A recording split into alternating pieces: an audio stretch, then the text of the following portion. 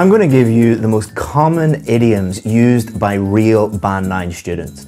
And for each idiom, I'll also give you a Band 9 sample answer. We've helped hundreds of students get a Band 9 in the IELTS speaking test, and we took all of their practice tests and analysed them using AI and identified the most common idioms that they used. And at the end of the video, we're going to show you the number of idioms the Band 9 students actually use. Hint, it is much, much lower than you think, and reveal the biggest mistake that students make when it comes to idioms so that you can avoid that and improve your score. So without further ado, let's get into it.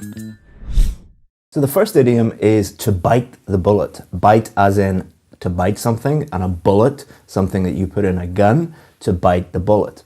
What to bite the bullet means is to do something difficult or unpleasant with bravery. So you don't want to do something very, very difficult or unpleasant, but you do it anyway. You're brave and you do it. So where does this come from? Well, this actually comes from the battlefield, from war. So many, many years ago, if you had a wound, if you were shot or stabbed or whatever it is, and you needed a very unpleasant procedure from the doctor, there wasn't any anesthetic, there wasn't any painkillers. So what they would do is they would give you a bullet and tell you to bite down on that bullet. I don't know if this helps or not, but that is where it comes from. And understanding where idioms comes from really helps you remember them and use them properly. So let's pick a real question and I'll answer it and use to bite the bullet in the answer. I didn't really want to study law, but I was the only one in my family ever to get high grades in their A-levels. So my mother sat me down one day and said, it's either medicine or law.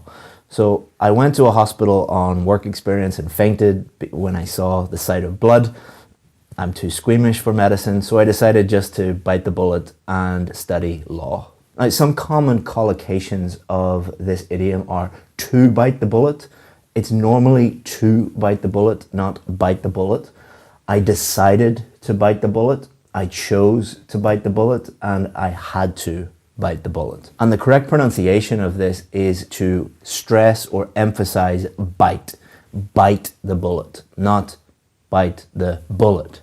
The next idiom is a piece of cake. A piece of cake means that something is very easy. And we often use this when we are reassuring someone who is worried about something. So if my little boy was worried about his maths test, I would say, don't worry, it's going to be a piece of cake. You don't always use it to help someone or give advice to someone. We normally talk about it just when we are describing something that is simple, that is easy to do. Where does this come from?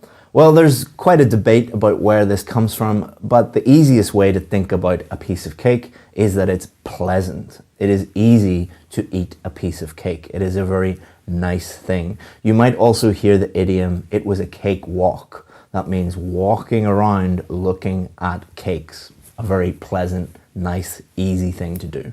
To be honest, compared to practicing law, teaching English is a piece of cake. To give you a concrete example, to qualify as a lawyer takes around 6 years of study and work experience. To qualify as an English teacher only takes 6 weeks. The pay obviously isn't as good, but the students, the clients are much nicer and friendlier. A common mistake that we hear a lot with a piece of cake is to drop the article, to just say, it's piece of cake. If you make that mistake, it's not going to improve your IELTS score. It's going to lower your IELTS score. So don't just pick these and use them without really learning them properly. And again, the pronunciation is a piece of cake. You're stressing piece rather than cake. Next is a very, very old idiom, kill two birds with one stone. What this means is to accomplish two goals with one action. And this actually comes from Greek mythology. It is thousands of years old. And the story of Icarus, where they killed a bird with one stone, but they were able to get the feathers, that's one goal, and to build wings to fly out of a cave. That's another goal. But a good way to remember this is just think of something in your everyday simple life and think of one action that you take that achieves two different goals. So let's get a real question, and I will use this idiom in the answer. Yes, I actually bought my wife a diamond ring last Christmas. So my wife's birthday is in November and Christmas is obviously in December. So I decided to kill two birds with one stone and buy one present for her birthday and Christmas. And she was very happy with that because she got one nice expensive ring rather than two less expensive gifts. A common mistake that we see with this one is to use kill in its present simple form rather than killed, K-I-L-L-E-D, in its past form. So if you're talking about the past, just like I did in that question or that answer, I used killed two birds with one stone, not kill two birds with one stone. You could also say I decided to kill two birds with one stone, or I chose to kill two birds with one stone. Just make sure that you're not taking the idiom and inserting it into the sentence without thinking about tense, without thinking about grammar. The next idiom is to let the cat out of the bag. To let the cat out of the bag is to reveal a secret, often by mistake. Where does this come from? Well, think about it. If you had a cat in a bag and it was let out of the bag, would it be easy to put that cat back into the bag? It would be very, very difficult. And this is the same with secrets.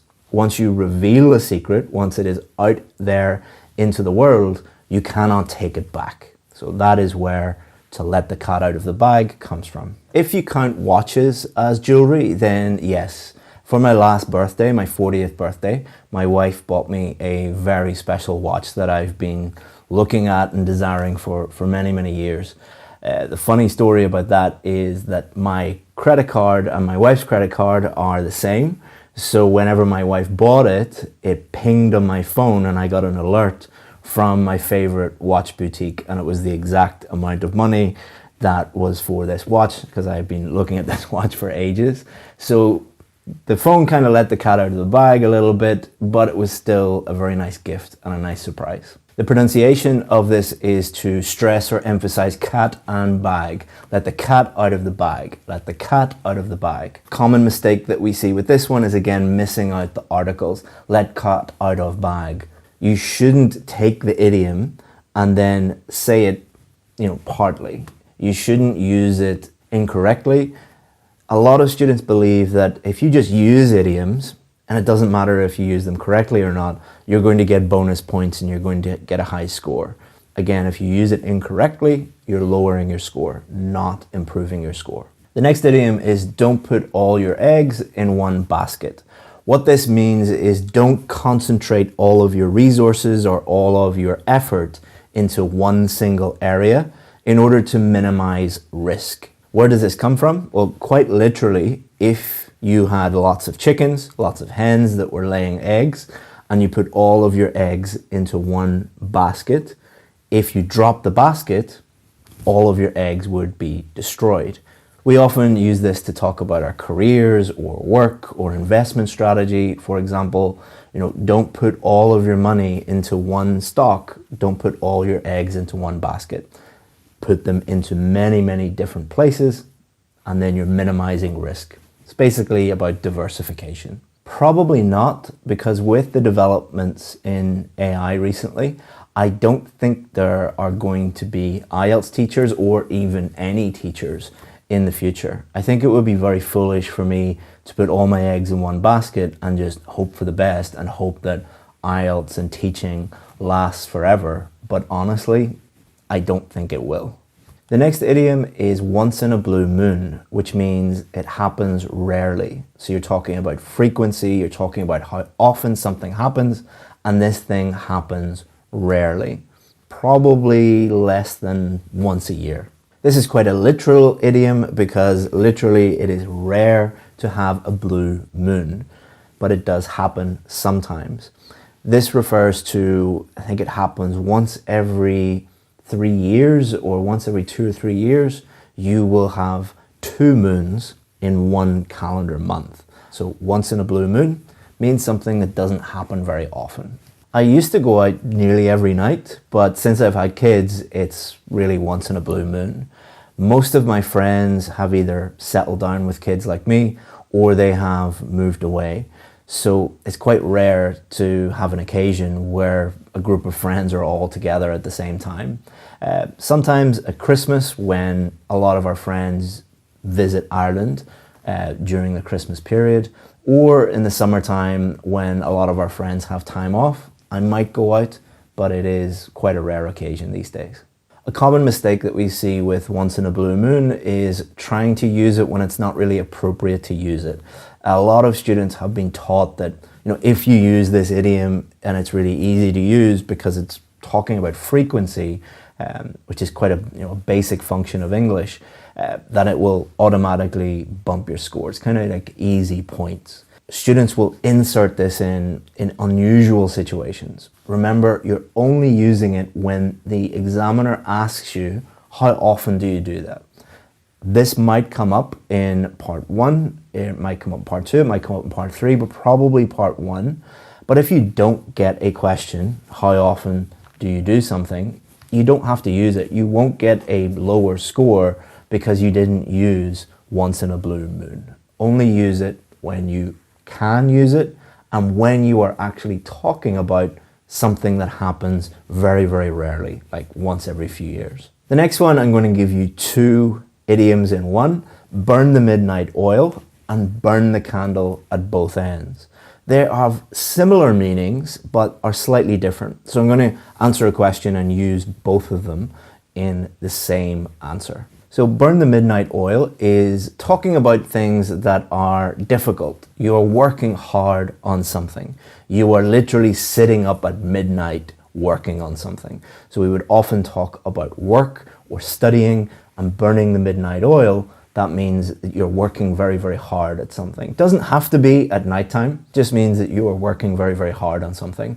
And where does this come from? Well, before electricity, our main source of light would have been oil lamps. So you would have lit an oil lamp and used that oil. So if you were burning the midnight oil, it means that you weren't sleeping. It means that you were working at midnight, meaning you're working very hard, burning the midnight oil. Now, to burn the candle at both ends has a similar meaning, but slightly different. Burning the midnight oil doesn't mean that it's a bad thing. It isn't negative per se. It's quite positive. You're working hard on something. Burning the candle at both ends means that you're working too much. You are exhausting yourself. Now, where does this come from? It actually comes from France, where they would, like everywhere else, use candles for light. But if you were an aristocrat, if you were very, very rich, you wouldn't burn the candle on one end. You would turn the candle horizontal and you would light both ends. And what this meant was that you were wasteful, that you were rich and you were just wasteful for waste's sake. But over the years, the meaning has changed to mean that you are working too hard and you are exhausting yourself. It's often used in the context of people who work very hard, so they spend a lot of time and energy in work, and then they party too much after. So it's typical lawyer, for example, or a banker who is working very, very hard all day and then going out all night. They're burning the candle at both ends and they're going to exhaust themselves. Yes, I used to burn the candle at both ends. I had a very much work hard, play hard attitude because I was a lawyer. Lawyers are expected to work 80 to 100 hours a week, but we would often go out to bars and restaurants after work to blow off steam and to de-stress, which isn't really sustainable. Now I do still burn the midnight oil. I work very, very hard on my career, but you're more likely to find me tucked up in bed by 9 p.m. than to be out partying. The next idiom is at the drop of a hat. And this means to do something quickly, immediately, and without any hesitation. So without even thinking about it, without debating it in your mind, you just do it.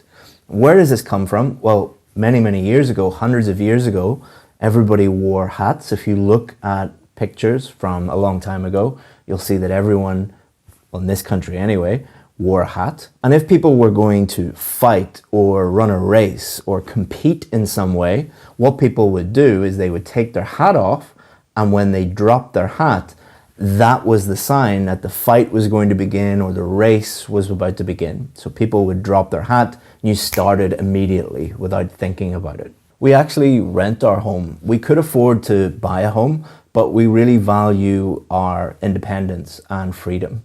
If you own a home, you're kind of stuck in that location because it can take a very long time to sell that home. But if you rent, you can move anywhere at the drop of a hat. The next idiom is cry over spilt milk. And this means not to waste time thinking about something, thinking negative thoughts about something that you cannot change, that has already happened. Where does this come from? Literally, if you spill milk, is there any point in crying about spilling milk? No, you can't put it back into the bottle. You can't change that scenario. The thing I dislike most about my job is dealing with people who only focus on the negative, especially when they are given negative feedback. That could be students, that could be employees, but people who make mistakes and don't learn from them. So for example, I give a lot of feedback on student essays, and some students see mistakes and they're like, great, now I know what my mistakes are and I can improve. Other students will just cry about it for days and they'll cry about it for weeks. They're like, I'm going to fail. It's like, there's no point crying over spilt milk.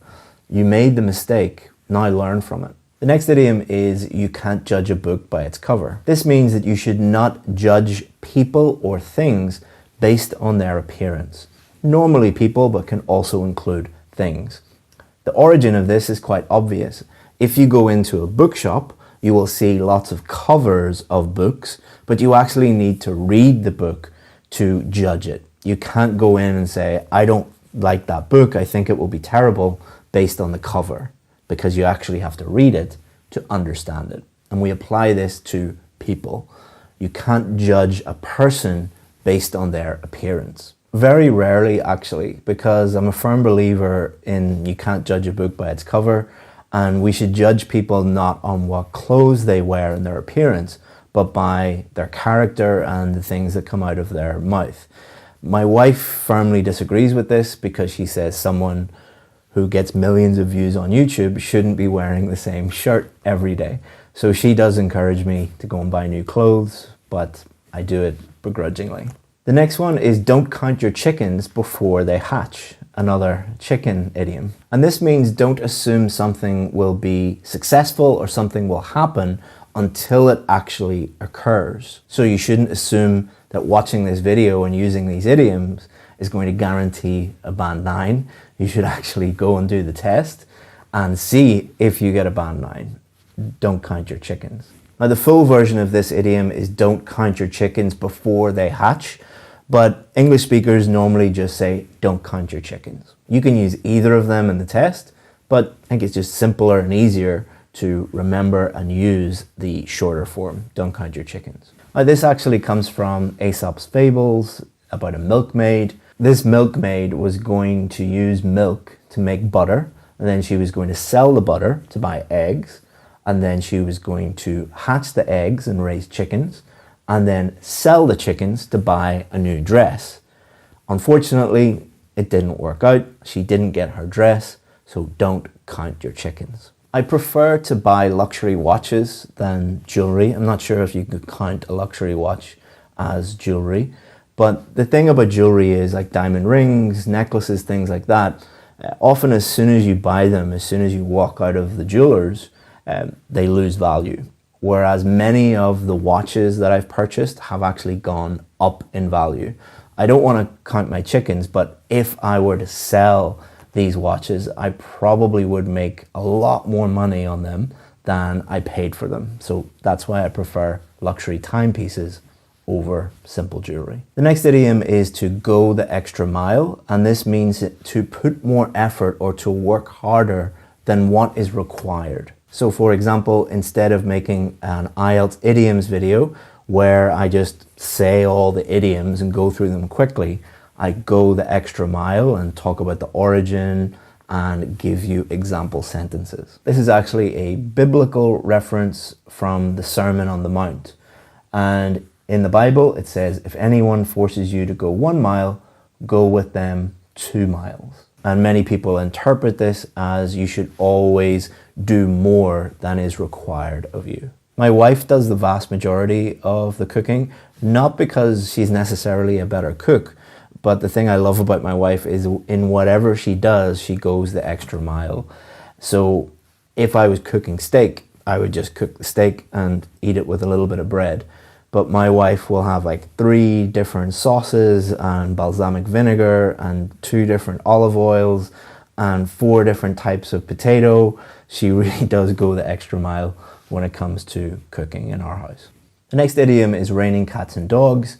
This is very useful because it is used to describe the weather, and the weather will often come up during part 1 or part 2 or part 3. And it describes very, very heavy rain. To rain cats and dogs. Now there's a bit of a debate about where this comes from, and it's quite unusual, but the one that I find that helps you remember it and is a very vivid image is back in the day, many, many years ago, countries and cities didn't have the same drainage that we have these days. And when it would rain hard, when it would rain heavy, the city streets would flood. What are the most common pets in most countries? Cats and dogs. So those cats and dogs would actually drown, and whenever the storm was over, people would go into the streets and there would be cats and dogs lying lifeless all over the place. They had drowned. It's not a very nice image, but you'll definitely remember it. Yes and no. Where I live is one of the most beautiful places in the world. We're spoiled for choice in terms of outdoor activities and beautiful places. Like on our doorstep, we have beaches, forests, lakes, mountains. But unfortunately, it's Ireland, so it's normally raining cats and dogs, so you don't really get to enjoy it. A big mistake that I see with this one is getting the cats and dogs mixed up and saying dogs and cats. When students don't really learn this properly and just see a list of idioms, they go into the test and they're like, it was raining dogs and cats. A native English speaker or someone with a very high level of English will spot this immediately. And it is basically you holding up a sign saying, I'm not very good at English. So make sure you use it properly. I also see students using the wrong tense of rain. So it rained cats and dogs if you're talking about the past, to talk about something that normally happens. So it's normally raining cats and dogs, or it rains cats and dogs. You need to understand the verb tense of the word rain and use it correctly. Again, if you're saying it's raining cats and dogs yesterday, that's incorrect, and it's a big flag to the examiner that you don't really know what you're talking about. The next idiom is to throw in the towel. So a towel that you use to dry yourself, that you after a shower. And this means to stop something that is either very, very difficult or has become impossible, to throw in the towel. And this comes from boxing. So if guys are boxing and one boxer is getting so beat up that it is impossible for them to continue, continuing is not going to result in victory. It is going to result in them getting badly injured. Their corner, their trainer, will throw a towel into the ring. And whenever a towel is thrown into the ring, the referee stops it immediately to throw in the towel. As you can tell from looking at me, no, I don't have a very healthy diet. I do try. I normally get up in the morning and have a healthy breakfast and have a healthy lunch, but it's so easy just to throw in the towel when you get home after a hard day's work and your wife has a beautiful meal prepared, there's a bottle of wine on the table, and your kids' half-eaten chocolate is lying all around the kitchen. So I do quite well most of the day and then fail in the evenings. The next idiom is cross that bridge when you come to it. People often say we will or we'll cross that bridge when we come to it, or I'll cross that bridge when I come to it. And what this means is to deal with a problem or a situation when it actually occurs in the future, not to worry about something that has not happened yet. So imagine you are out for a walk and someone starts talking about a bridge that is miles away and they're worrying about crossing that bridge. You would say, let's cross that bridge when we come to it. So where this comes from is, many, many years ago, bridges weren't free and they weren't reliable. So often people would collect tolls, collect taxes to cross a bridge, or the bridge wasn't very sturdy and crossing that bridge could result in you falling off or the bridge collapsing and you dying. So it's talking about an unpleasant or difficult situation that is coming up in the future, but you shouldn't worry about that. We'll worry about that when we get there. Let's just focus on the here and now. It's not something I really like to think about because in the back of my mind, I know IELTS teachers and all educators are doomed because AI is going to replace them. Like, why would a student hire a human that is not as good as a machine that can do it at half the price or a fraction of the price and do it much more effectively? We'll cross that bridge when we come to it, but I don't think it's that far away. But in the meantime, I'm just going to enjoy teaching for as long as I can. Next, we have two Roman idioms, or idioms that originate from the city of Rome. Rome obviously was one of the greatest empires that the world has ever seen, and it has a huge influence on the English language and a huge number of languages to this day. And the first one is Rome wasn't built in a day. And this means that significant accomplishments, so to accomplish something big, a big goal, takes time. It takes a long time to achieve something significant. So back in the day, many, many years ago, Rome was the greatest city in the world, but it was built over centuries. It took a very, very, very long time to build Rome into the greatest city in the world. And we often use this when someone is trying to get us to do something too quickly. So if somebody said to me, you need to have the best, biggest YouTube channel in the world, well, Rome wasn't built in a day. We'll do it one video at a time. It's often used as well to console someone who is feeling bad about not achieving something. So, if my little boy was like, we lost a football match, I'm not very good at football. Rome wasn't built in a day. You will get better at football, but you won't get better at football right now. You need to keep working consistently hard into the future, and then you will be a footballing superstar, which he wants to be. The thing I hate about social media is the fact that these companies have so much power to change their systems and change their algorithms, but they decide not to for money. So to give you an example from my work and my job, to become a famous IELTS YouTuber is actually quite easy. All you have to do is come up with some clickbait titles like hacks and tricks and predictions and things like that and put a pretty girl on the thumbnail. But that doesn't mean that the person making that video knows anything about IELTS. It just means that they know how to trick the algorithm.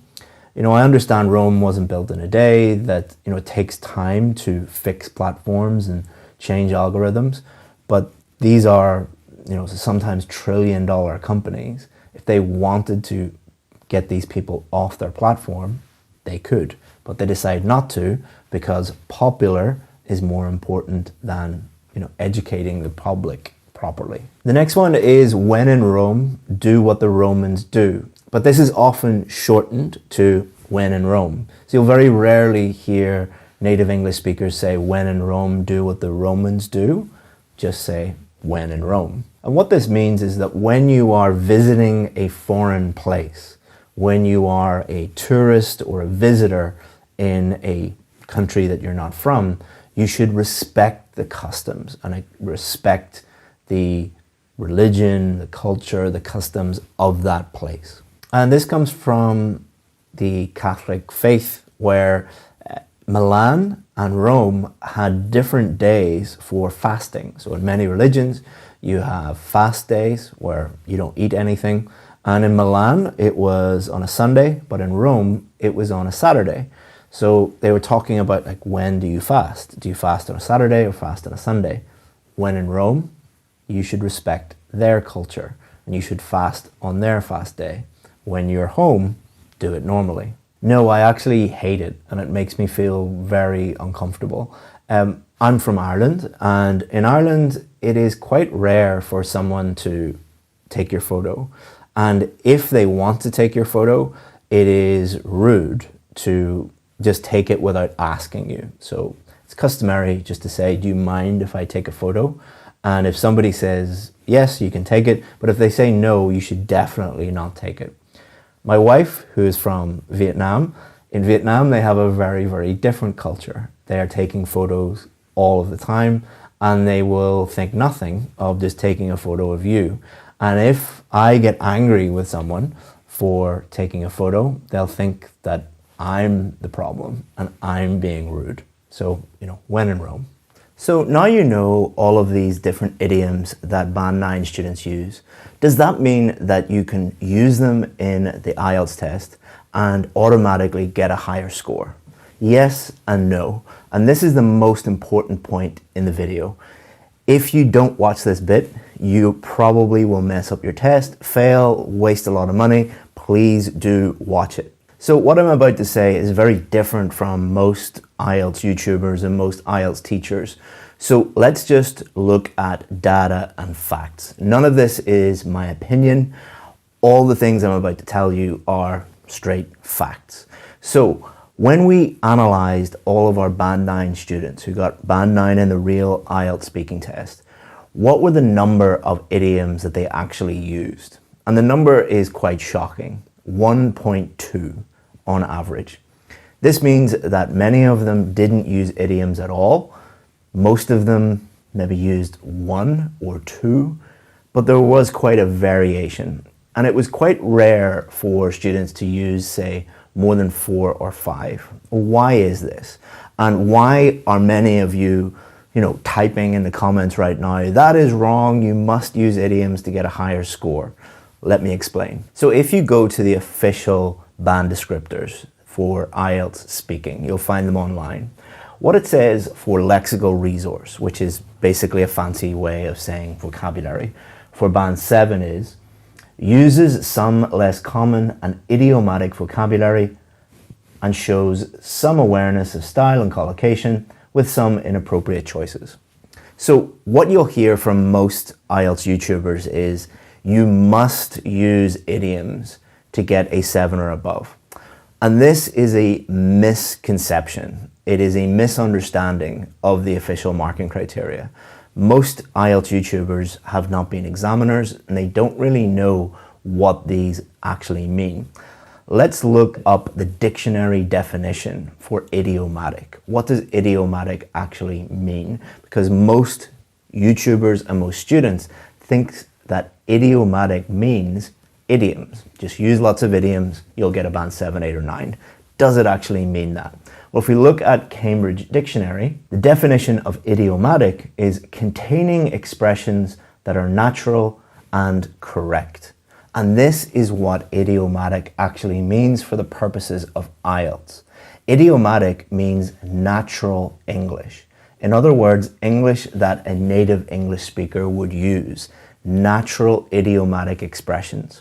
It does contain idioms, but it also contains slang, phrasal verbs, informal words, colloquialisms, and many other forms of natural English. Because if you are studying English in school and you're just using textbooks, that is not the most natural English that you will hear. It's only when you move to a native English-speaking country and start copying these idiomatic phrases and expressions that you sound like a native English speaker. And that is what the examiners are listening out for. They're not listening for how many idioms did you use. They are listening to your whole performance and then thinking, are they using some idiomatic expressions or not? And that includes idioms, but it includes many, many other things.